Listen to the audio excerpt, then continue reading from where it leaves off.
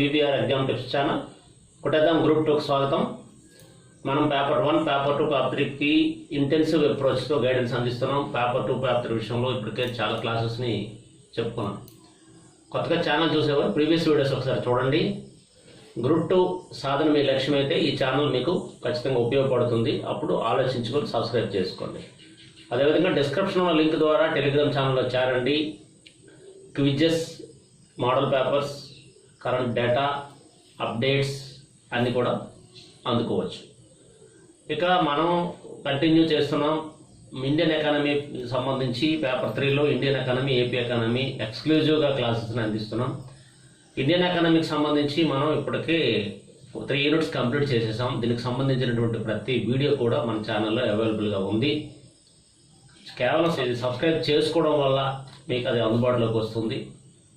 అలాగే 4th unit కూడా మనం ద్రవ్యంకి సంబంధించిన చాప్టర్ కూడా చాలా వరకు చెప్పుకున్నాం. ద్రవ్యం, కొలమానాలు, రకాలు, అలాగే ద్రవ్యోల్బణం, కారణాలు కూడా చెప్పేసుకున్నాం.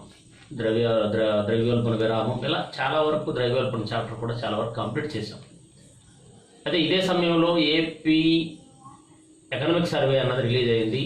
ఈ ఏపీ ఎకనామిక్ సర్వే పేపర్ 3లో చాలా మోస్ట్ ఇంపార్టెంట్ పార్ట్, చాలా ఎక్కువ వెయిటేజీ ఉన్నటువంటి పార్ట్. అందువల్ల ఈ పార్ట్ చెప్పాల్సినటువంటి పరిస్థితి ఉంది.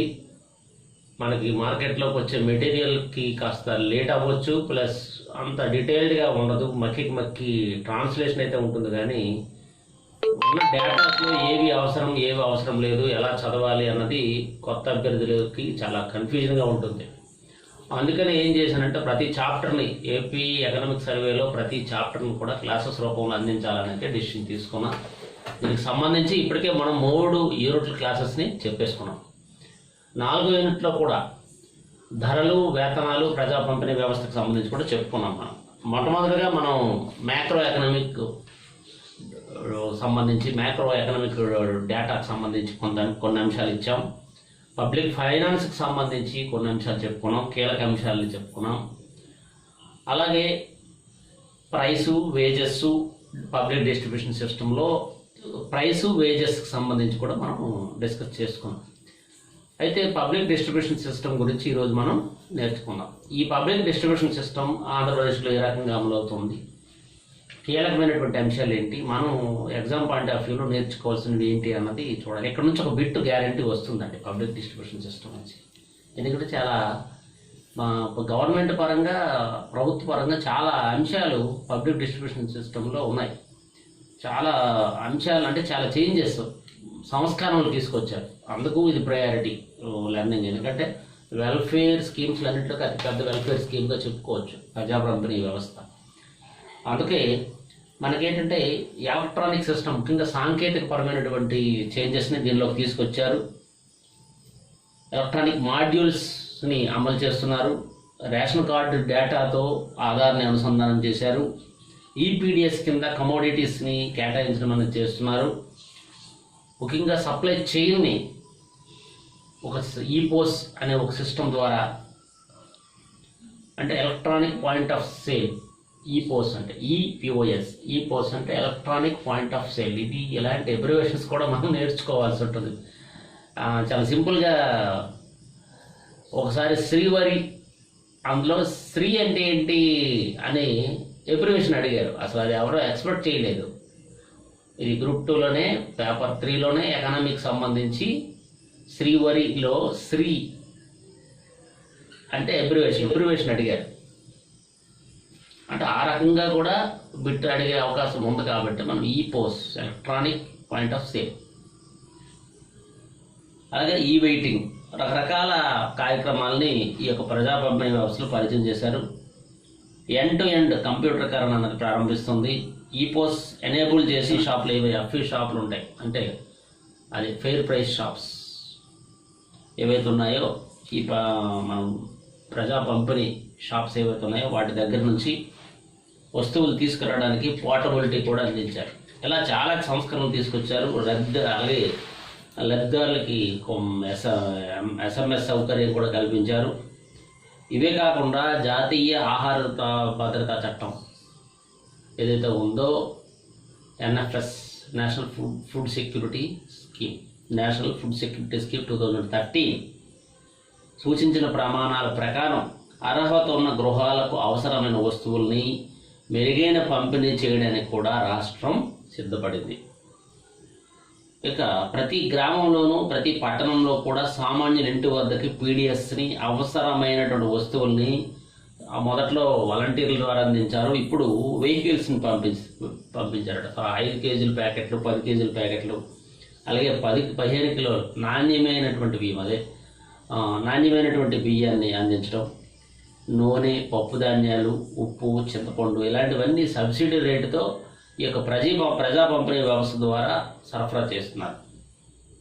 ఇక్కడ మనం గమనిస్తే రాష్ట్ర వ్యాప్తంగా ఈ డోర్ డెలివరీ సిస్టమ్ అంటే ప్రతి ఒక్క ఇంటి యజమానికి నేరుగా, కుటుంబ సభ్యుడికి నేరుగా డోర్ అంటే ఇంటి దగ్గరికే తెచ్చి అందించడం అన్నటువంటి ఒక పథకాన్ని కూడా రాష్ట్ర ప్రభుత్వం ప్రారంభించింది. ఇది పైలట్ ప్రాజెక్టుగా శ్రీకాకుళం జిల్లాలో సెప్టెంబర్ 2019లో ప్రారంభించారు.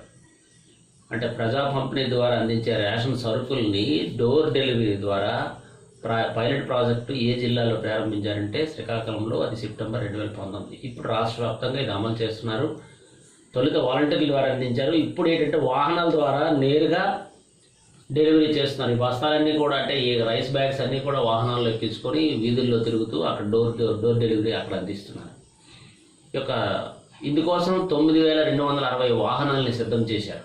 ఈ వాహనాల ద్వారా అందించడంలో కూడా ఒక ఎయిమ్ని ప్రభుత్వం పెట్టుకుంది. ఏంటంటే ముఖ్యంగా నిరుద్యోగులు ఎవరైతే ఉన్నారో ఈ వాహనాలని వారికి నడిపి వారి కొంత మొత్తాన్ని వారి ఉపాధిగా మార్చడం, ఈ వాహనాల ద్వారా వారికి ఉపాధి మార్గాన్ని చూపడం అన్నది ఒకదాన్ని ఆలోచించి పెట్టారు. ఈ వాహనం కొనుగోలుకు కూడా ప్రభుత్వమే బాధ్యత వహించింది. అందుకు 60% సబ్సిడీని ప్రభుత్వం భరించింది ఈ వాహనం కోసం.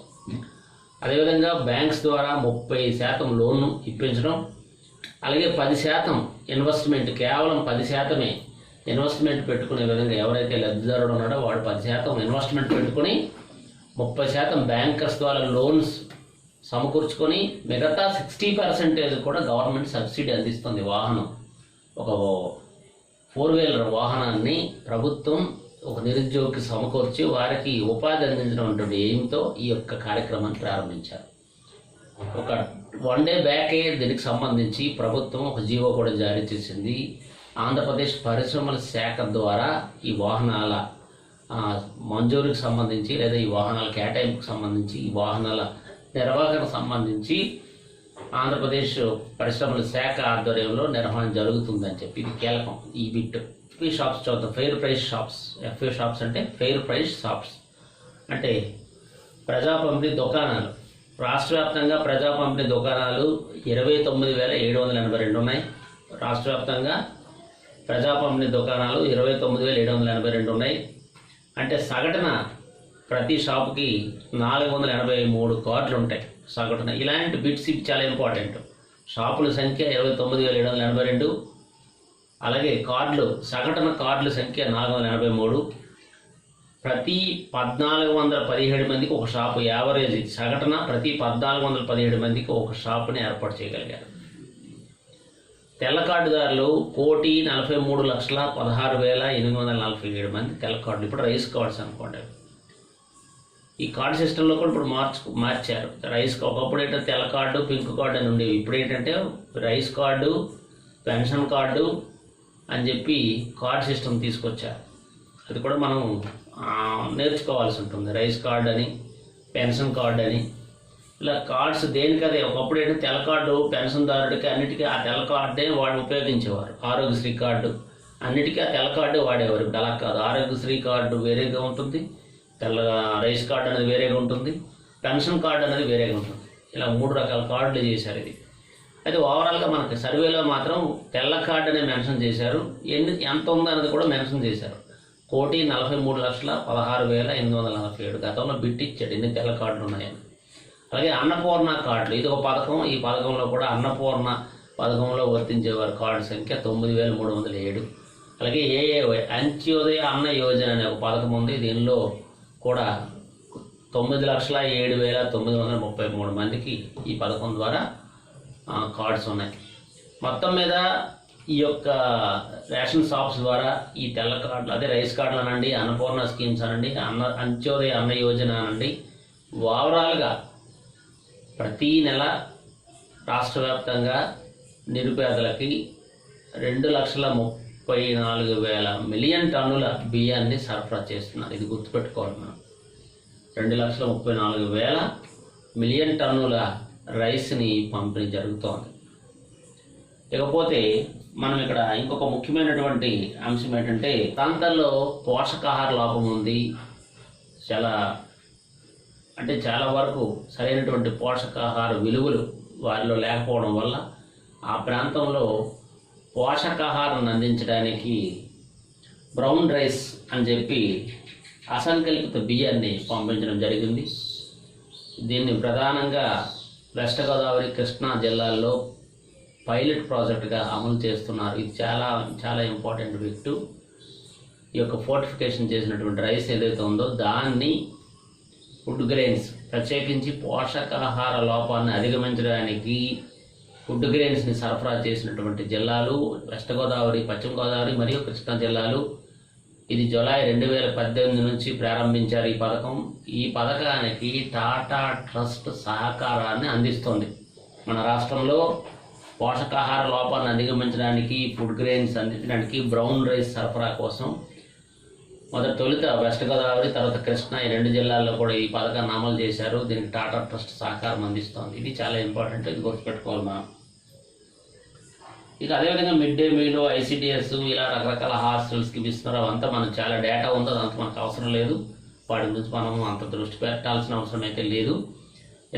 ఇక తర్వాత నేషనల్ ఫుడ్ సెక్యూరిటీ స్కీమ్ 2013 ప్రాప్తికి ఏదైతే ఉందో, దాని లక్ష్యం ఏదైతే ఉందో ఆ లక్ష్యానికి సంబంధించి కూడా ప్రభుత్వం ధాన్యం ఉత్పత్తిని పెంచే ప్రయత్నం చేస్తుంది. అందులో భాగంగా ఈ యొక్క నేషనల్ ఫుడ్ సెక్యూరిటీ మిషన్ అమల్లో భాగంగా 2,43,000 మిలియన్ టన్నుల బియ్యాన్ని ఉత్పత్తి చేయడం జరుగుతోంది. ఇందులో ప్రధానంగా 2,10,000 మిలియన్ టన్నులు హౌస్ హోల్డ్స్ కుటుంబాలకి, 0.33 మందికి అంత్యోదయ అన్న యోజన పథక గ్రహీతలకి ఈ యొక్క ఫుడ్ గ్రెయిన్స్ ప్రధానమైనటువంటి రైస్ అందిస్తున్నారు. ముఖ్యంగా చట్టం ఏదైతే ఉందో ఆహార భద్రతా చట్టం, దాని ప్రాప్తికి ఆ లక్ష్యానికి అనుగుణంగా ఈ పంపిణీ జరుగుతోంది. ఇందులో భాగంగా ప్రతి నెల 1,52,00,000 కుటుంబాలు BPL అంటే బిలో పవర్టీ లైన్, పేదరిక గీతకి కింద ఉన్నటువంటి 1,52,00,000 కుటుంబాలకి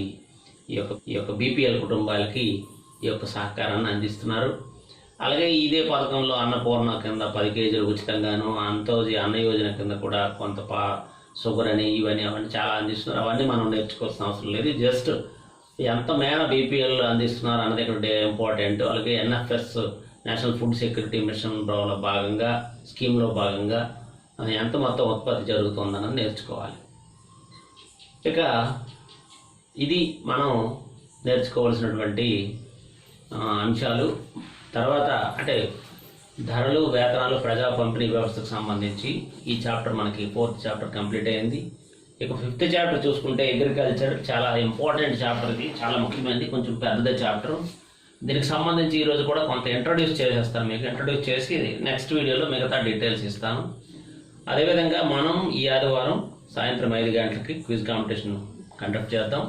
దీనికి సంబంధించి మనం ప్రభుత్వ విత్తం నుంచి, అలాగే అది పబ్లిక్ ఫైనాన్స్ చాప్టర్ 3కి సంబంధించి, అలాగే ధరలు, వేతనాలు, ప్రజా పంపిణీకి సంబంధించి కూడా బిట్స్ ఉంటాయి. మన వీడియోస్ ఏవైతే ఉన్నాయో ఆ వీడియోస్ మీరు నీట్గా 1-2 సార్లు వినండి. దాని నుంచి ఆ వీడియోస్ నుంచే నేను బిట్స్ అడుగుతాను. మీకు ఏదైతే అనాలిసిస్ ఇచ్చానో, కంపారిజన్ ఇచ్చానో అవే మీకు బిట్స్గా ఇవ్వడం మనకు జరుగుతుంది. దయవుంచి మీరు జాగ్రత్తగా విని నోట్స్ రాసుకొని ఈ యొక్క క్విజ్కి సిద్ధపడతారనేసి మనం చేసుకుంటున్నా. లేకపోతే ఈరోజు 5th చాప్టర్ స్టార్ట్ చేద్దాం. వ్యవసాయం, అనుబంధ కార్యకలాపాలు. ప్రధానంగా ఏంటంటే వ్యవసాయం మా తెలివైన వృత్తి, ఎందుకంటే ఇది చివరికి నిజమైన సంపద, మంచి నీతులు మరియు ఆనందానికి దోహదం చేస్తుంది అని థామస్ జెఫర్సన్ నాకు ఆయన చెప్పాడు. మన దేశ జనాభాలో 60% మంది వ్యవసాయం మీదే ఆధారపడుతున్నారు. 2022 నాటికి భారతదేశంలో రైతుల ఆదాయం రెట్టింపు చేయాలన్నటువంటి ఒక లక్ష్యాన్ని ప్రభుత్వం నిర్దేశించుకుంది. ప్రతి సంవత్సరం భారతదేశం ఆహార ధాన్యాల ఉత్పత్తి పెరుగుతోంది. అలాగే గోధుమ, వరి, పప్పు ధాన్యాలు, చెరుకు, పత్తి వంటి అనేక పంటలు ఉత్పత్తి చేసే దేశాల్లో భారతదేశం కూడా అగ్రస్థానంలో ఉంది. ఇక చైనా, బ్రెజిల్ మరియు యునైటెడ్ స్టేట్స్ ఆఫ్ అమెరికా వంటి అగ్రశ్రేణి ఉత్పాదక దేశాలతో పోలిస్తే వ్యవసాయ దిగుబడి చాలా పంటల విషయంలో మనం తక్కువగా ఉన్నాం.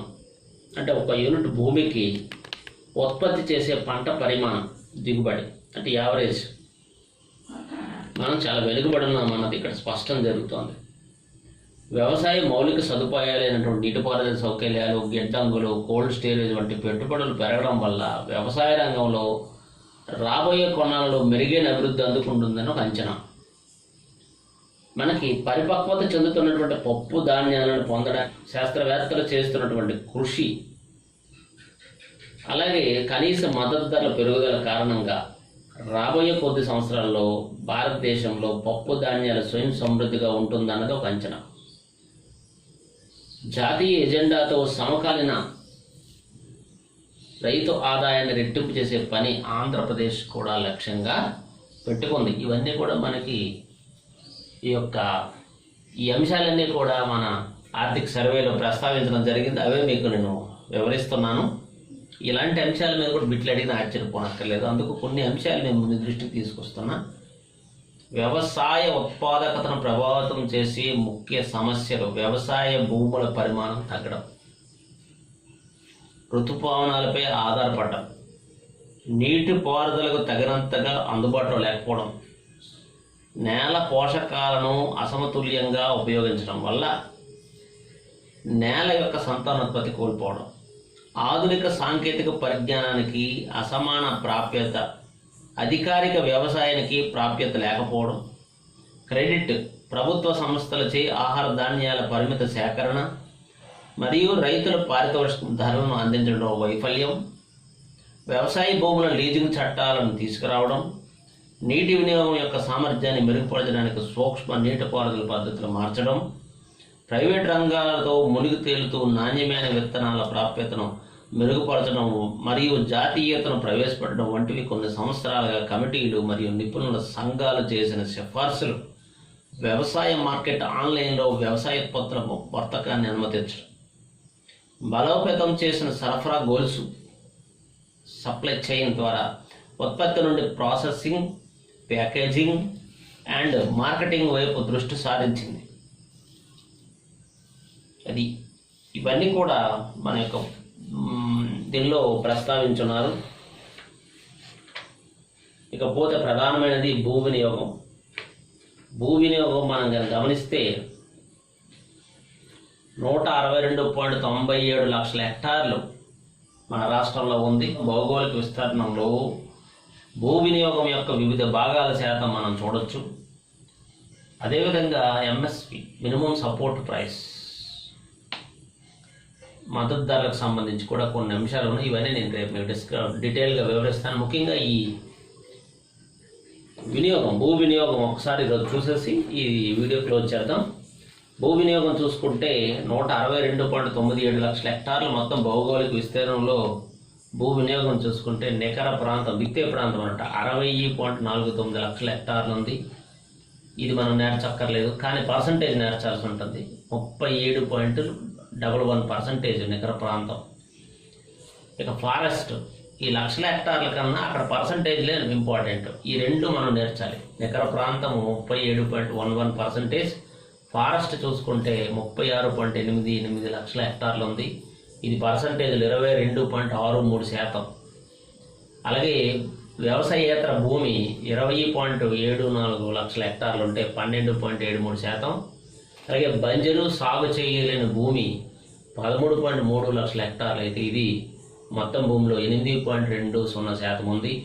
అలాగే ప్రస్తుతం తడి భూములు చూసుకుంటే 14.52 లక్షల హెక్టార్లు ఉంటే ఇది పర్సంటేజ్ పరంగా 8.91 ఉంది ఓవరాల్గా మొత్తం భూమిలో. అలాగే ఇతర భూములు చూసుకుంటే అదర్స్ 9.25 lakh హెక్టార్లు మొత్తం భూమిలో 5.68% ఉంది. సాగు చేయగల వ్యర్థ భూములు 4.12 ఉంటే, లక్షల హెక్టార్లు ఉంటే అది మొత్తం పర్సెంటేజ్ 2.53 ఉంది. మిగిలిన భూమి 3.61 లక్షల హెక్టార్లు ఉంటే పర్సంటేజ్లో 2.21. అయితే ఇదంతా నేచురల్ సార్, ఇదంతా అవసరం లేదు. మీరు నికర ప్రాంతం, విత్తే ప్రాంతం 60.49 లక్షల హెక్టార్లు, ఇది మొత్తం భూభాగంలో 37.11%. అలాగే ఫారెస్ట్ అటవీ విస్తీర్ణం చూసుకుంటే 36.88 లక్షల హెక్టార్లు, మొత్తం పర్సంటేజ్ 22.63%. ఈ రెండు చూసుకోవాలి. ఈ రెండు కూడా చాలా ఇంపార్టెంట్. మిగతా కేటగిరీలో మనం మిగిలి భూమి ఒకటి చివరి చూసుకోవాలి, ఎంత మా భూమి మిగిలి ఉంది అనేది ఒకటి చూడాలి. ఇలా కొన్ని అంశాలు మనం నేర్చుకుంటే సరికి అంత డేటా కూడా అవసరం లేదు. ఇది మిగతాది మనం నేలల రకాలు, వ్యవసాయ వాతావరణ మండలాలు, కమతాల పరిమాణం, ఇవన్నీ అది ఇంపార్టెంట్ ఇంకా ఉంది. మనకు చాలా వ్యవసాయానికి సంబంధించి చాలా డీటెయిల్స్ ఉన్నాయి. ఈ డీటెయిల్స్ అన్నీ కూడా మనం నేర్చుకుందాం. Thank you very much.